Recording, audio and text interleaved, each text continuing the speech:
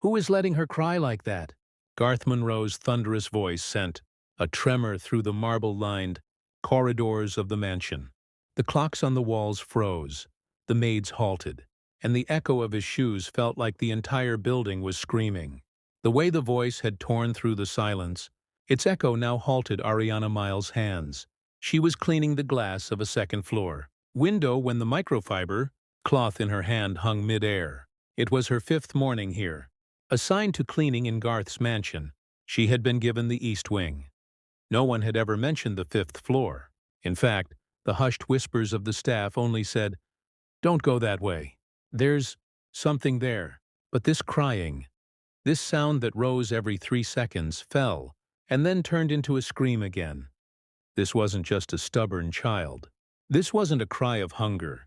This wasn't a cry of sleepiness or crankiness. This was the kind of scream that rose from deep inside a human, as if someone were clawing the walls of their heart. A voice called from below, "Miss, stay away from the upper wing." It was the butler. Ariana didn't respond. She took a step forward, her heart pounding as if she were crossing a line. Reaching the last step of the 5th floor behind a half-open door, there was a dim light from a sensory projector. When she entered the room, what she saw made her freeze in place.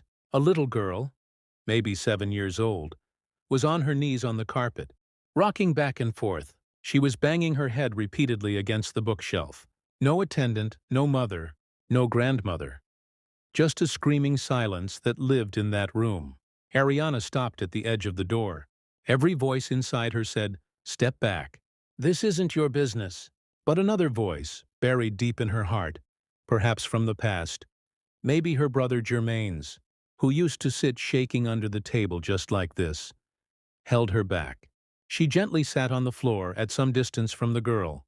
"Hey, sweetheart, I won't do anything. I'm just sitting here." The girl kept screaming, but the intensity of banging her head eased just slightly. Ariana placed her hands in front of her, palms up. Then slowly, with her finger on her chest, she traced a symbol. Safe. It was the same sign she used to make for her brother when words fell short. The girl blinked, looked at her for a moment, then began rocking again. Just then, a booming voice came from the doorway. "What are you doing here?" Ariana turned with a jolt. Garth Monroe was standing there, his face burning with rage, eyes aflame, a phone in one hand. The other hand gripped the doorknob like it might snap. "Sir, I'm sorry. I heard her crying. Who gave you permission to enter this room?" "No one. I just thought maybe she was in danger. Stay away from my daughter." Rihanna stepped back, slowly. Garth stepped forward, and as soon as he tried to pick up the girl, the child screamed again, louder this time, with full force, flailing her arms and legs. Garth couldn't handle it. What's wrong with her?" he muttered. May I? Ariana asked gently. Garth stayed silent, but there was permission in his eyes. Ariana reached out. The girl, as if she recognized her touch, immediately rushed toward her, stopped crying, and buried herself in Ariana's arms. Silence fell. Garth just stood there, speechless, still, stunned. The scene was frozen in Garth Monroe's eyes. A complete stranger sitting with his daughter in her arms. And that child, that same Caleb, who hadn't let anyone touch her for the past 2 years, was now quietly clinging to the shoulder of a cleaning woman. Garth barely moved his lips. "What did you do?" Ariana lowered her head. "Nothing, sir. Just listened." And made a small gesture. You know sign language?" "A little. My brother Germain, he was also nonverbal autistic. I learned from him when to speak and when to just sit." Garth's grip loosened, as if the entire worth of his expensive suit had become meaningless in front of Ariana's trembling fingers. "Your name?" "Ariana. Ariana Miles. Assigned to clean the East Wing." Garth took a deep breath. "You're not a therapist?" "No, sir. Just an ordinary girl looking for work. My mother's medicine is expensive. This job pays better than waiting tables." Garth went silent. He switched off his phone, closed the door, then said softly, "Can you stay a little longer today?" Ariana nodded. "Yes, sir." She was still gently rocking Caleb. The little girl, who used to flinch at any touch, was now holding Ariana's hands, resting her head on her shoulder at peace. By evening, when Ariana came downstairs, her back was aching. but her heart felt light. She gently placed Caleb on the beanbag in the nursery corner and laid a heavy blanket over her that she had found in the closet. The child didn't even stir. The hallway downstairs was lit brightly. Every chandelier was glowing, but the light felt a little warmer tonight. She was a servant, a temporary cleaner, and today she had done something even psychologists couldn't. As she turned toward the service hall, a voice came from behind. "Miss Miles?" She turned. Garth Monroe was standing there, a legal pad in his hand and complete seriousness on his face. "Yes, sir? Come to my office." Her heart sank. Maybe everything was about to end. No apology, no thank you, just dismissal. The office, which she had always cleaned from the outside, today she was walking into. The room was just like Garth Monroe. Organized, simple, yet expensive. Dark wood panels on the floor, shelves of English law volumes, and a large, costly desk in the far corner. "Sit." Ariana sat, her hands in her lap. For several moments he said nothing, just tapped his pen against the notepad, as if it were a courtroom, and she didn't know whether she was a witness or the accused.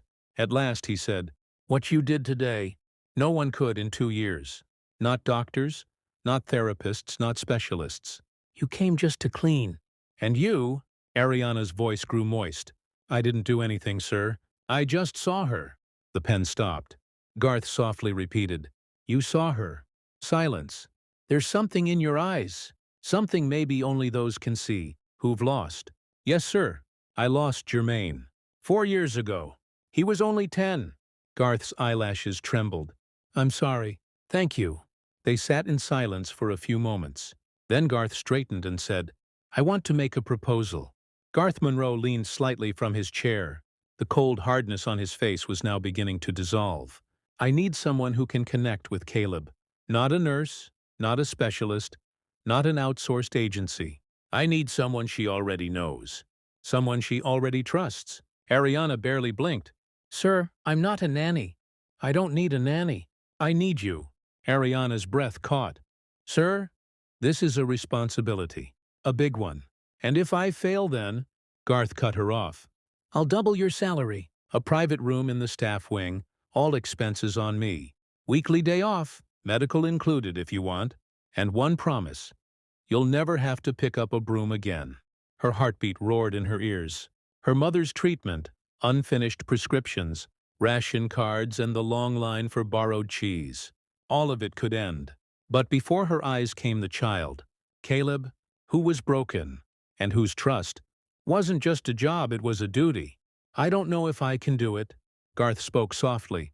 "I brought in Stanford-trained therapists, high-end agency nannies, even a 2,000 per hour family counselor. No one lasted a week. And you walked in quietly, with a damp cloth, and settled into my daughter's heart.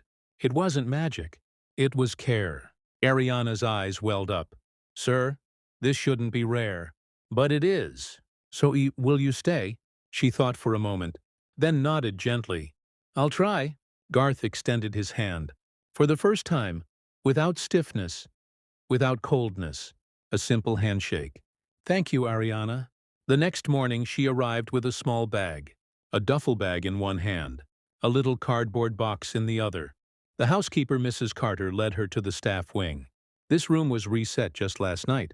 Mr. Monroe said, "She's important." Ariana smiled and said, "I'm just a helper." Mrs. Carter chuckled. "They don't give rooms like this to helpers. Maybe she can't say it in words, but she feels her absence. Every day." Garth sat down on a chair near the shelf. "We met in university. I was rigid. She was full of life, the kind who danced barefoot on the roof in the snow at night. She'd make breakfast at midnight." Ariana smiled. "She sounds beautiful." She was— Garth's voice faltered. A moment where his eyes filled with tears, but were not allowed to fall. At that very moment Caleb looked up. For a few seconds she looked at her father, then bent down again. Garth slowly moved closer to the child. "Hello, sweetheart," he said gently. There was no reaction, but Caleb didn't pull away. Garth softly picked up a toy train and placed it on the track. "Look, it's running!" The train began rolling along the track. Caleb placed her hand on it, stopped the train, and for a moment smiled, a very faint smile. but more precious than the entire world. Garth looked up at Ariana. Do you think she'll ever speak? Ariana replied gently. She's already speaking, sir. The language is just different, and you just have to learn to listen in that language. Garth watched his daughter for a few moments, then nodded. Maybe. It's time now that I learn. The next morning, Ariana arrived at Caleb's room on time, as always. The girl was already awake, sitting on the carpet near the window, drawing shapes on the glass with her finger. Soft rays of sunlight were scattering golden stripes across the floor. The day felt like the beginning of something new. Good morning, Caleb, Ariana said softly and sat down gently. The girl didn't turn, but her hand movement paused. This had become her pattern now. First, she listened, then thought, and then slowly responded, sometimes through touch, sometimes through her eyes. Today, Ariana had brought a small whiteboard and a dry erase marker with her. I thought, we'll play a new game today. She drew a sun on the board, then a cloud. Then she opened the marker cap and held it out toward Caleb. She looked at it for a few moments, then slowly reached out and drew a crooked little heart. Ariana closed her eyes, as if something had stirred behind them. When she opened them again, she smiled. Yes, that's a heart, and hearts feel.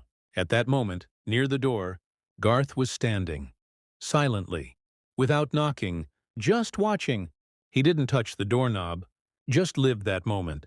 Downstairs, by evening, Garth was sitting in his study. An open file lay before him. Ariana Miles, employee profile. A straightforward file. List of old jobs. A reference letter from a diner in Queens. She's not special, but she shows up on time, works late, never complains. She's kind, and she listens, even when no one is speaking. Garth closed the file, rose from his chair with support, looked outside the window. Darkness had settled in the garden, but from somewhere far a faint laugh could be heard. A child's. That same child whose silence had turned this house into a graveyard, was now awakening something inside her father. That night, Ariana was sitting in the garden, where camellia flowers had bloomed, and the air carried the scent of cinnamon and jasmine. She was holding her grandmother's special herbal tea mug, and the breeze, like soft music, seemed to want to say something. At that moment, the garden door creaked. Garth entered, holding 2 mugs in his hands. I figured you might like chamomile. Ariana smiled. That's a lovely thought. Either that or the same old whiskey. But you don't seem like the whiskey type. No, sir. That would knock me flat. They both laughed. It was the first laugh they had shared together. No walls, no doors. Garth sat on a bench a short distance away. Do you come here every night? When I can't sleep. And you? Me too. This silence sometimes cuts, sometimes heals. Ariana lowered her eyes into her tea mug. Garth asked gently, Your brother, Jermaine, what happened? Breath paused, then broke out in pieces. A 2-day infection, then a seizure. And, while I was filling out the insurance paperwork, he passed away in the hospital. The silence grew deeper. He was the only one who saw me, even when no one else did. Garth lowered his eyes. That's what it feels like with Caleb. She sees you. Yes, Ariana said softly, because I see her too, and the emptiness that lives inside her. For a few moments they sat in silence. Then Garth quietly said, I want to learn, from you, how to understand her language. Ariana looked at him. For the first time, not like an employer, not like a wealthy man, but like a father who wanted to learn. If you're willing to listen, she will teach you. Garth nodded. I'm ready. The next morning, for the first time, Garth and Ariana sat together at the breakfast table. Caleb, seated on a small stool, quietly held her cup of juice. Garth looked toward Ariana. I watched some videos last night, the ones Emma had recorded. In one of them, Caleb signed love toward me. Ariana's eyes softened. She doesn't forget signs. She just needs trust to remember them again. Garth nodded. Starting today, I'll learn daily. 1 word, 1 sign, every day. That day, Ariana arranged a small session. Sitting on the carpet, she pulled out cards. Happiness, sadness, help, love. This is love, she signed with her hands. Caleb watched, then slowly mimicked the movement. Garth saw it, And in that moment, his eyes welled up, but a quiet smile formed on his lips. "Now teach me more," Garth said. "Like a child." Ariana laughed and taught, and Caleb, holding hands between the two of them, repeated the signs, in her own way. That evening, while Caleb was asleep, Garth called Ariana into the study. A file was placed on the desk. "What is this?" Ariana asked. "My will," Garth said. "If anything happens to me, you will be Caleb's guardian. Not because you're a specialist, but because she chose you." Ariana went silent. Neither yes nor no. Just a weight in her eyes and a light tremble in her heart.